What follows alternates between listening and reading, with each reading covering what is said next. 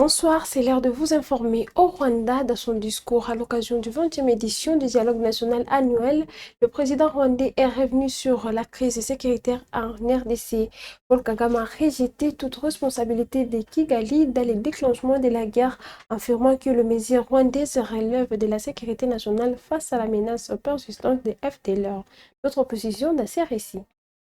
À l'ouverture de la 20e édition de l'Umushikirano, le dialogue national rwandais tenu début février 2026, le président Paul Kagame a livré un discours offensif sur la crise sécuritaire dans l'Est de la République démocratique du Congo. Face aux représentants de la nation et à la communauté internationale, le chef de l'État rwandais a rejeté fermement les accusations liant Kigali au déclenchement du conflit. La guerre en RDC n'a pas été déclenchée par le Rwanda ni n'a commencé à partir du Rwanda. Tout le monde le sait, a-t-il déclaré, accusant certains acteurs internationaux de mettre de côté la vérité pour éviter de traiter les causes profondes du conflit. Pour Paul Kagame, la principale préoccupation sécuritaire du Rwanda reste la présence des forces démocratiques de libération du Rwanda, FDLR, qu'il associe à une idéologie génocidaire persistante depuis 1994. Le président rwandais a dénoncé les critiques internationales qu'il juge minimiser la menace, évoquant des discussions avec les diplomates étrangers. Il a expliqué que certains relativisent la dangerosité de FDLR en raison de l'âge avancé de certains membres. S'ils ont 90 ans, cela signifie qu'ils sont là. Et s'ils ont fait former une nouvelle génération imprégnée de la même idéologie, comment cela pourrait-il devenir insignifiant, a-t-il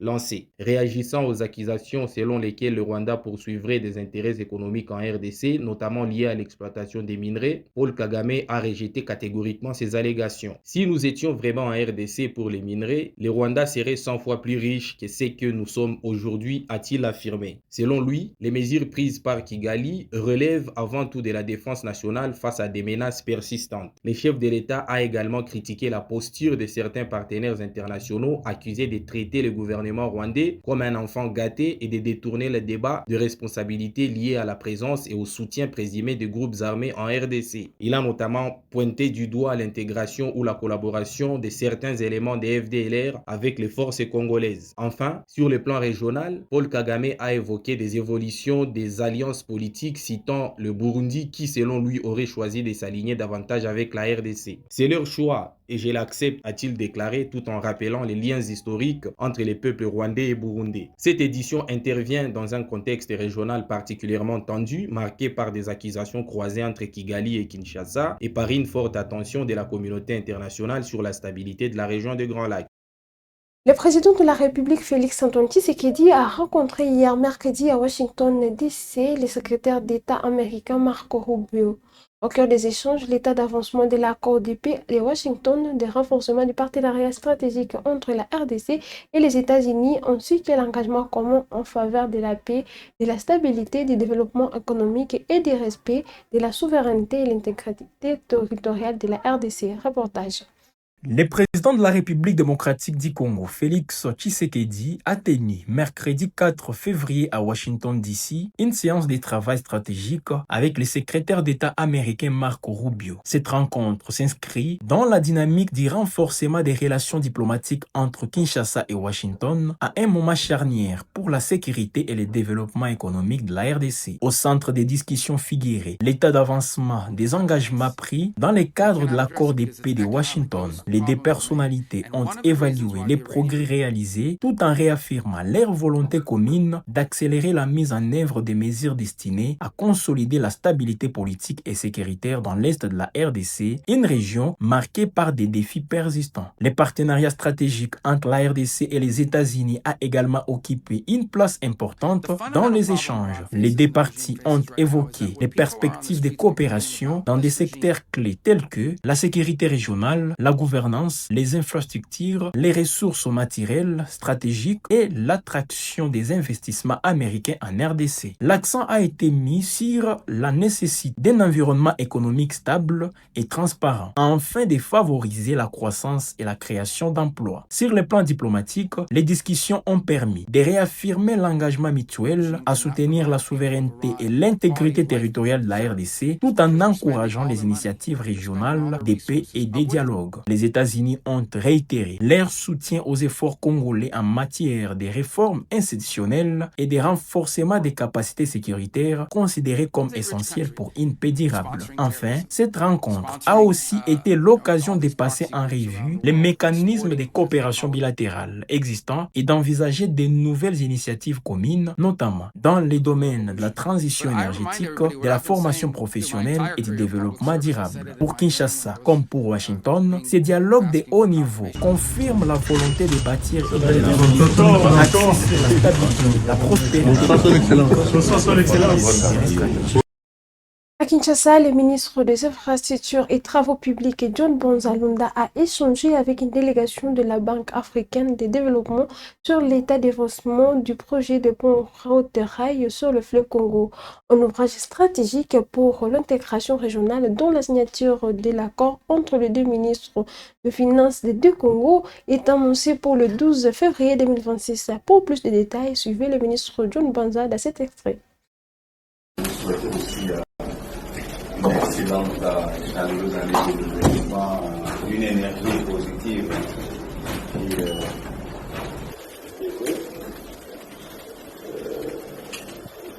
sommes en train de vous êtes rentré hier soir. Oui, monsieur.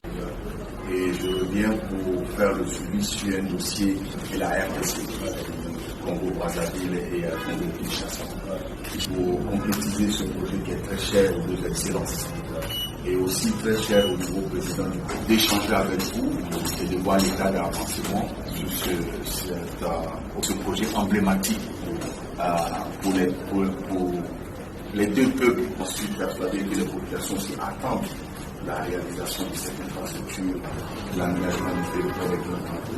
On a fait le point de discussion avec la PAN nationaux, Bukavu et d'autres projets au niveau du gaz. Déjà en septembre, on a noté l'importance de ce projet.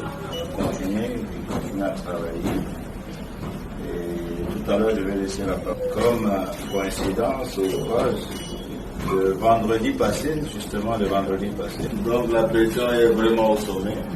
Et donc il est très loin. Voilà. Je donne la parole pour deux pays.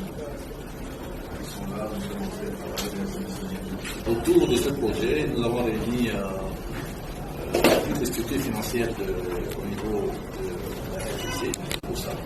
Et après les premiers, nous avons convoqué une réunion pour cette réunion de la CND.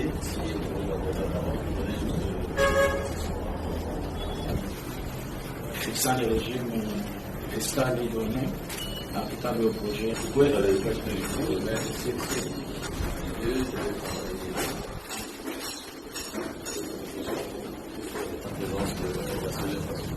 parce que À limiter 2 jours après l'incendie d'un dépôt de carburant au quartier Sokopao, la bourgmestre de la commune a remis à la ministre nationale des hydrocarbures, Akassia Bandumbola, la liste des dépôts de stockage des produits pétroliers officiellement opérationnels.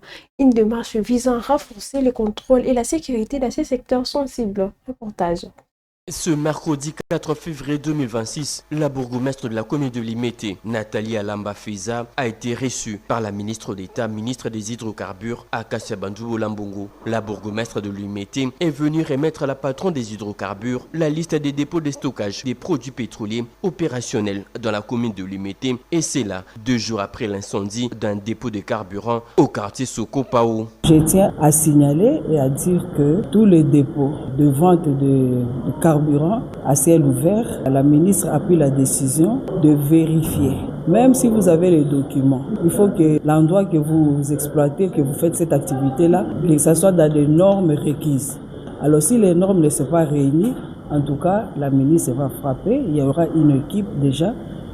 C'est à pied d'œuvre, le ministre l'a dit. Il va faire la descente dans tous les dépôts là pour vérifier parce qu'ils sont en train de vendre le carburant, mais les normes ne sont pas respectées.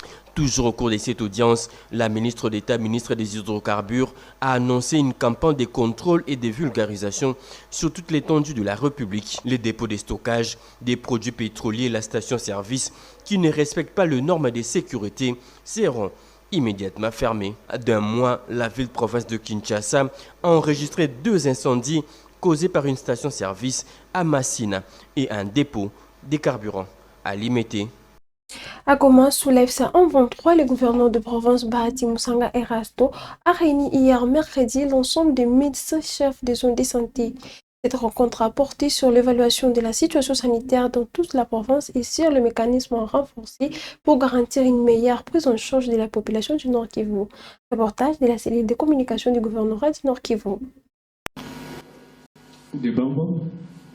Dans un contexte marqué par les défis sécuritaires et humanitaires persistants à l'est de la République démocratique du Congo, les autorités de la FCM23 placent la santé de la population parmi les axes majeurs de leur action Nord Kivu. Convaincu qu'aucun développement durable n'est possible sans une population en bonne santé, le gouvernement provincial de Nord Kivu multiplie les initiatives visant à renforcer le fonctionnement du système sanitaire dans les zones sous son contrôle.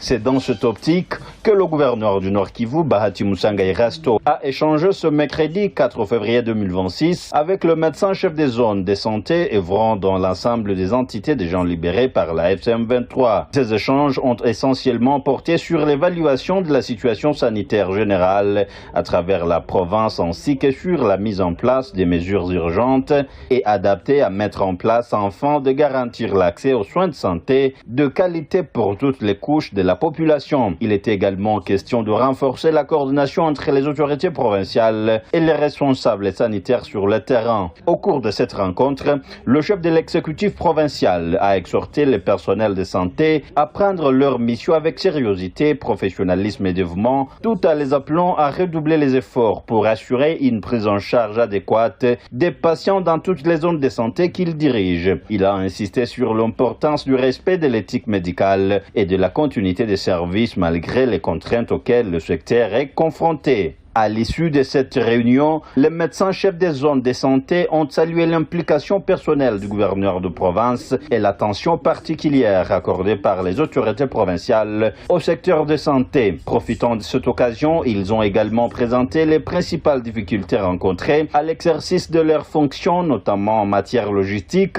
de médicaments et des ressources humaines. Le docteur Papi Saloumou, médecin-chef des zones de Mouesso en territoire de Massissi, est l'un des participants.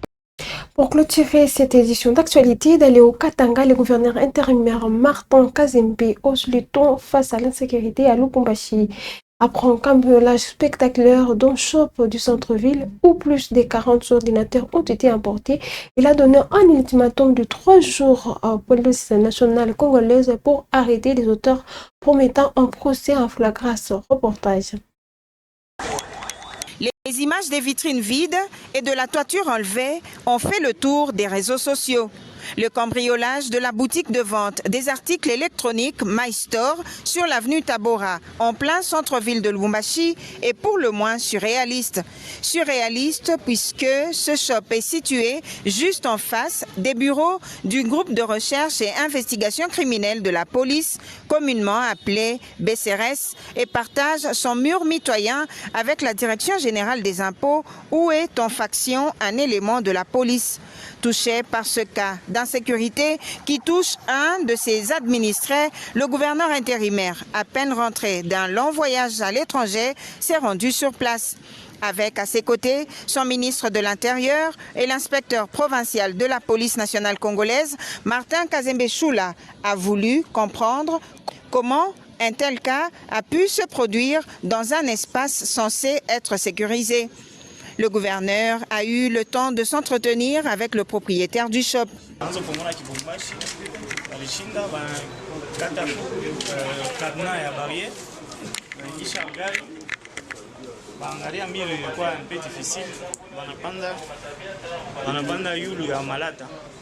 Ils ont détollé. Oui, j'ai pu détailler les téléphones, puis c'est des ordinateurs. Ils ont pris la marque HP et la marque différentes générations et différents prix. Inacceptable selon l'autorité provinciale qui charge les services de sécurité de mettre la main sur les auteurs de ce cambriolage en déant 72 heures. Vous avez 72 heures, trouvez-nous les auteurs. S'il n'y a pas de responsable de biens volés, nous allons nous vers vous la police. Là, je vais instruire le disciple pour le but que ça sera déjà une audience publique. Comme ça sera vraiment d'une manière pédagogique. Donc prenez toutes les dispositions, trouvez-nous les auteurs. Pour raison d'enquête, 3 éléments de garde de l'ex-BCRS et 1 en faction à la DGI sont en détention. Pour Martin Kazembe-Choula, tous les services doivent se mettre au travail afin de démanteler ces réseaux de cambrioleurs qui multiplient leur opération d'échoppe des matériels informatiques au centre-ville de Lubumbashi. Et par cet élément dit au Katanga que nous mettons fin à cette édition d'actualité. Mesdames et messieurs, merci de l'avoir suivi. C'est votre première fois de nous suivre. Veuillez vous abonner à la chaîne. N'oubliez pas surtout de liker, commenter, partager toutes ces actualités. Les actualités, c'est sur Web Info TV. À toutes et à tous. À très bientôt.